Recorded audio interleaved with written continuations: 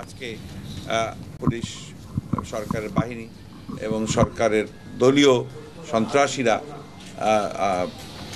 আন্দোলনকারী যে ছাত্র যুবক জনগণের উপরে তারা চড়াও হচ্ছে এবং এই আন্দোলনকে দমন করবার জন্য চেষ্টা করছে।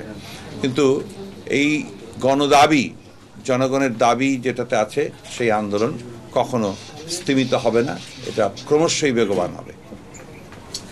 মহাসচিব, প্রধানমন্ত্রী গতকাল বলেছেন যে হরতাল প্রত্যাহার করুন, আলোচনায় বসুন। প্রশ্নটা হচ্ছে যে আজকের প্রধানমন্ত্রী তিনি যখন বিরোধী দলে ছিলেন এবং 1994 সাল থেকে 96 সাল পর্যন্ত এই তত্ত্বাবধায়ক সরকারের দাবিতে তারা আন্দোলন করেছিলেন এবং সেই আন্দোলন ছিল একটা বিশাল আন্দোলন। প্রায় 173 দিন হরতাল করেছিলেন এবং অসংখ্য মানুষ সেদিন নিহত হয়েছিল। আজকে হরতাল প্রত্যাহার করার জন্য করে তিনি আলোচনায় বসতে বলছেন। এটা তো শর্ত হতে পারে না। আমরা তো হরতাল করতে বাধ্য হয়েছি যেহেতু সরকার এখন পর্যন্ত সুনির্দিষ্ট কোনো তারিখ বা বিষয় নিয়ে আমাদের সঙ্গে কথা বলেননি। তিনি এটা একটা ধূম্রজাল সৃষ্টি করছেন, জনগণকে বিভ্রান্ত করার চেষ্টা করছেন। আসলে তারা সংলাপও চান না, সমঝোতাও চান না, তারা বিরোধী দলকে বাদ দিয়ে নির্বাচন করতে চান, যে কারণেই আজকে তারা এই অবস্থাটা সৃষ্টি করেছেন। এখন নির্বাচনের কাউন্টডাউন শুরু হয়েছে, সংবিধান অনুযায়ী 90 দিনের মধ্যে নির্বাচন করতে হবে। এই সময়ে সরকার যারা আছেন তারা কিভাবে আছেন সেটাই আমাদের কাছে পরিষ্কার না।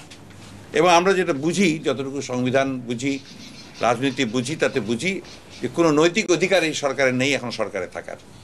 তারা সম্পূর্ণ জোরে, গায়ের জোরে তারা আজকে সরকার পরিচালনা করছেন এবং সরকার পরিচালনা করে তারা এমন একটা অবস্থা তৈরি করছেন যেখানে গণতন্ত্র আজকে বিপন্ন হয়ে পড়েছে। তারা ভুলে যাচ্ছেন তাদের অতীত। তাদের যদি চেহারাটা তারা একটু দয়া করে রিওয়াইন্ড করে দেখেন তাহলে দেখবেন যে এই কাজগুলো তারা করেছেন অত্যন্ত ভয়ঙ্করভাবে এবং কত মানুষকে তারা সেই সময় হত্যা করেছেন সেটা তাদেরকে বুঝতে হবে। আর আজকে যে গত হরতালে যে কয়েকজন শহীদ হয়েছেন সেটা পুলিশের গুলিতে শহীদ হয়েছে, এই সরকারের দ্বারা শহীদ হয়েছে, সরকারের দ্বারা নিহত হয়েছে। মাননীয় মহাসচিব, তাহলে কি সমঝোতা বা সংলাপের দিকে যাচ্ছে না? আমরা সব সময় সমঝোতা চাই, সংলাপ চাই।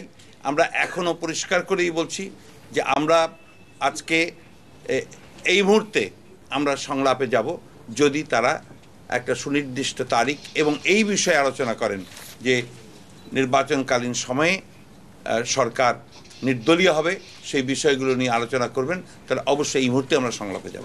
মিস্টার আলমগীর, সেদিন ব্যবসায়ী নেতারা বিরোধী দলীয় নেত্রীর সঙ্গে দেখা করে বলেছিলেন যে মহাসচিব পর্যায়ে আলোচনা করতে একমত হয়েছেন বিরোধী দলীয় নেত্রী, তো সে ব্যাপারে কি আপনারা একটু এগিয়েছেন?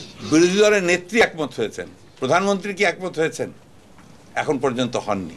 এবং তিনি কালকে যেসব কথা বলেছেন তাতে সমঝোতার রাস্তা তিনি ধীরে ধীরে বন্ধ করে দিচ্ছেন। তাহলে কোন পথে যাচ্ছে পরিস্থিতি? আপনারা বুঝতে পারছেন, সমঝোতার রাস্তা যদি সরকার বন্ধ করে দেয় তাহলে আন্দোলন ছাড়া, সংগ্রাম ছাড়া জনগণের আর কি পথ খোলা থাকে? অর্থাৎ আরো প্রাণহানি, আরো রক্ত। এটা তো আমরা জানি না, এটা আমরা প্রাণহানি পছন্দ করি না, প্রাণহানি আমরা করি না, সরকার প্রাণহানি করে। এটা সরকারকে জিজ্ঞাসা করেন যে তারা আর কত গুলি চালাবেন, কত লোক মারবেন। মাননীয় মহাসচিব, প্রধানমন্ত্রী তো বলেছেন যে আপনারা কোন কোন মন্ত্রণালয় চান সেটাও বলেছেন। এইগুলোই তো হচ্ছে প্রধানমন্ত্রীর আপনার অত্যন্ত সুচতুর কৌশল।